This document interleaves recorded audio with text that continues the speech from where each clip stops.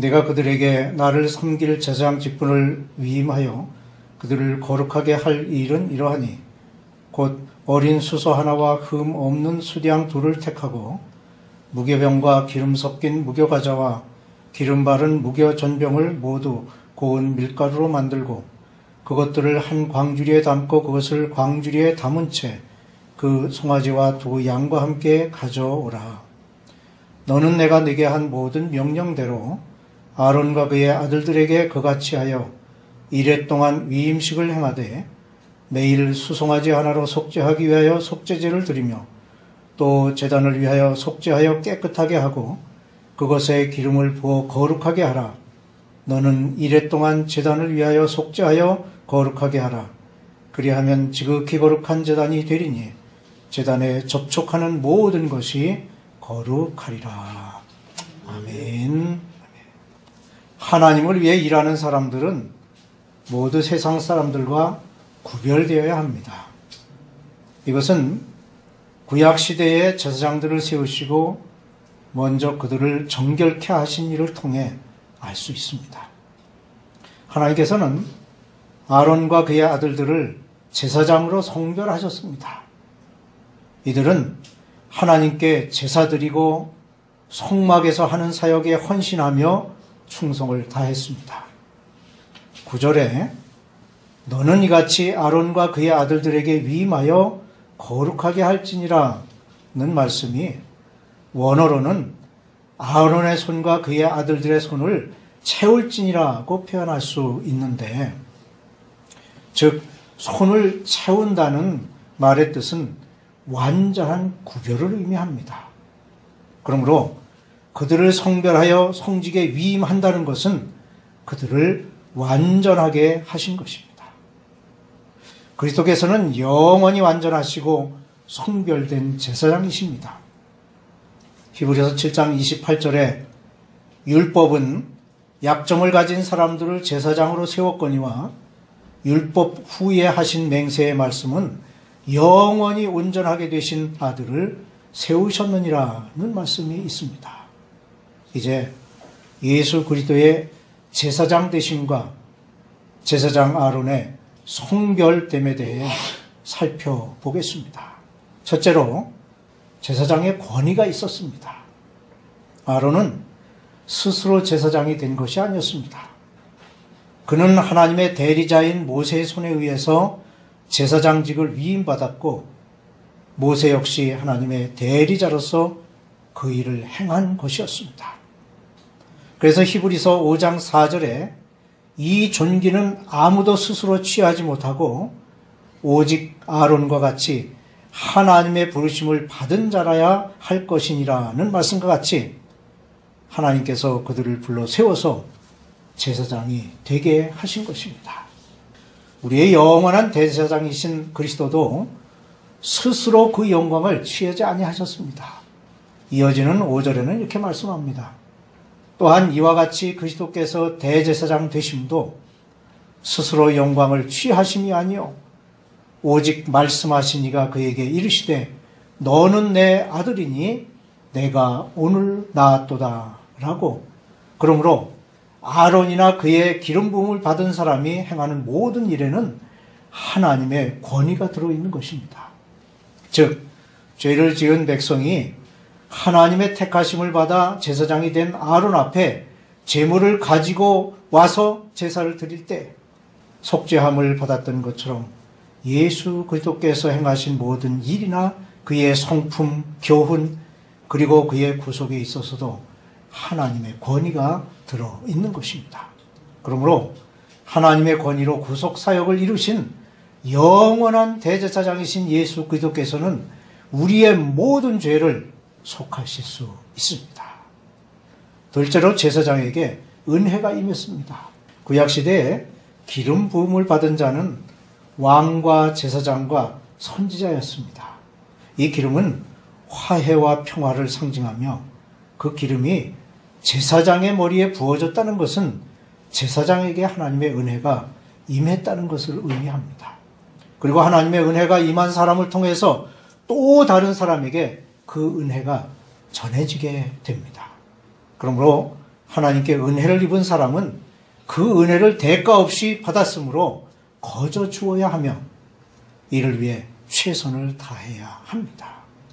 예수 그리스도는 은혜와 진리가 충만하신 분이십니다.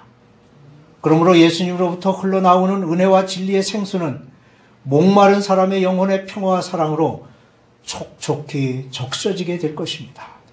기름이 화해와 평화의 상징이듯이 하나님으로부터 기름 부음을 받아 영원한 대제사장이 되신 예수 그리스도께서는 갈등과 부조리로 인해 깨어진 세상의 모든 것들을 조화롭게 하시고 세상을 평화로 가득 채워 주실 것입니다. 마찬가지로 하나님께서는 우리를 통해 하나님의 은혜를 전하시기를 원하십니다. 그러므로 하나님으로부터 먼저 은혜를 받은 우리는 그 은혜를 전하는 삶을 살아야 하겠습니다. 셋째로 예수 그리스도의 대속의 은혜가 있습니다. 속죄제물로 바쳐진 짐승들의 피가 뿌려지고 태워짐으로써 제사장들의 죄가 정결하게 되었고 그들이 입은 예복이 정결해졌습니다. 그때 비로소 제사장들은 하나님 앞에 나아갈 자격이 주어지는 것입니다. 인류는 하나님과의 관계가 멀어지기 이전에 아주 친밀한 사이였지만 타락한 이후 건널 수 없는 죄의 다리가 놓이게 되었습니다. 이 죄의 다리는 인간의 노력이나 그 어떤 희생으로도 건널 수 없는 다리입니다. 오직 인간의 죄와 타락을 선언하신 하나님만이 이 죄를 해결하실 수 있습니다. 이제 하나님 자신이신 예수 그리스도의 대속의 죽으심으로 죄의 다리가 화해의 다리로 바뀌었습니다. 즉 하나님과 만날 수 없는 자리에 있던 인간이 그리스도의 속죄를 통해서 하나님을 만나 교제할 수 있게 된 것입니다. 다만 이 교제는 모든 사람에게 주어지는 것이 아니라 하나님과의 교제가 이루어지기 위해서는 예수 그리스도의 대속의 죽음을 믿어야 합니다. 그리고 예수 그리스도께서 인류의 구원을 위해 십자가에 못 박히심으로 대속의 피를 흘리셨음을 믿고 그분을 나의 구세주로 받아들여야 합니다. 그때 비로소 우리는 하나님의 얼굴을 대하며 친밀한 대화를 나누고 교제할 수 있습니다. 제사장들이 하나님께 나아갈 때에 정결한 몸을 가지고 갔던 것처럼 예수 그리스도의 대속의 피로 말미암아 정결해져야 합니다. 왜냐하면 하나님께서 그리스도 안에 계셔서 세상을 자기와 화목하게 하시기 때문입니다. 그때에 비로소 우리는 금생과 내세의 복된 삶을 누리게 될 것입니다. 속죄제로서 제사장이 죄를 속하게 되는 정결의식은 이제 그의 전 생애가 하나님의 것임을 뜻하는 번제로 이어집니다. 율법을 어겼을 때는 속죄제를 드렸고 윤리와 도덕을 어겼을 때는 속건제를 드렸는데 이것은 의무적으로 드리는 것이었습니다. 반면에 본문에 나타나는 번제는 제물을 드리는 사람의 자유로운 의지에 따라서 드려진 것입니다. 이 번제는 신하가 왕에게 충성을 다짐하고 맹세하는 것처럼 일반적인 경의를 뜻하며 자기 헌신이나 감사의 뜻을 표현하는 것입니다. 이같이 마음에서 우러나는 하나님께 대한 감사와 감격을 행동으로 나타나는 것이 바로 번제인 것입니다. 번제에 사용되는 제물은 양이나 소 또는 새 중에서 취하여 그것들을 잡아 제단에서 불살라 드렸습니다. 양과 소는 수컷으로 드렸고 오직 흠 없는 일련된 것이었습니다. 이렇게 번제를 드려야 할 사람은 제사장과 레위인 그리고 왕이었는데 일반적으로 번제를 드릴 때의 제물은 흠 없고 일련된 어린 양과 소의 수컷으로 드렸으며 가난한 사람들을 위해서는 새를 제물로 드리도록 하였습니다. 여기에서 우리는 각기 다른 제물을 드릴 수 있도록 하시는 하나님의 배려와 사랑을 볼 수 있습니다. 즉 하나님께서는 빈부, 귀천, 남녀노소를 막론하고 누구나 하나님께 나아가서 그분께 번제를 드릴 수 있었고 교제할 수 있도록 하셨습니다. 구약 시대에는 일부 정해진 사람만이 하나님과 교제를 나눌 수 있었고 일반 백성들은 할 수 없었습니다. 예를 들어 모세가 시내산에 올라갈 때 하나님께서는 백성들을 가까이 하지 못하도록 경계하시고 오직 모세와만 만나셨습니다. 그러나 오늘날 우리는 모든 사람, 즉 만민이 제사장이 되어 하나님께 나아갈 수 있도록 하셨습니다.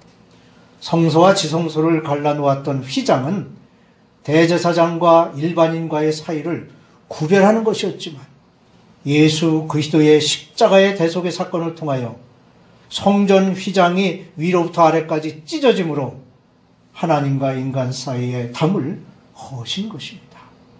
이것이 바로 하나님의 은혜요 범죄한 인간을 찾아오시는 내리사랑으로서야 하나님은 먼저 찾아오십니다.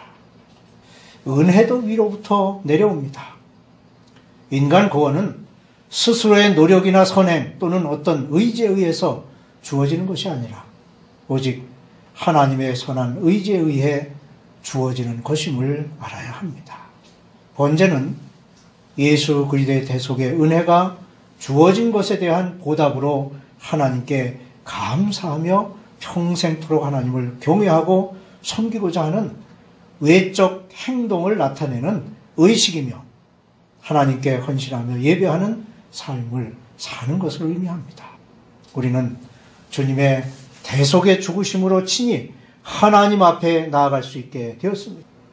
제사장 직분을 수행하기 위해 몸과 마음을 정결하게 하고 받은 은혜를 열심히 전하며 예수님의 구원의 은혜를 항상 감사하며 믿음으로 보답하는 직분을 잘 감당해야 하겠습니다.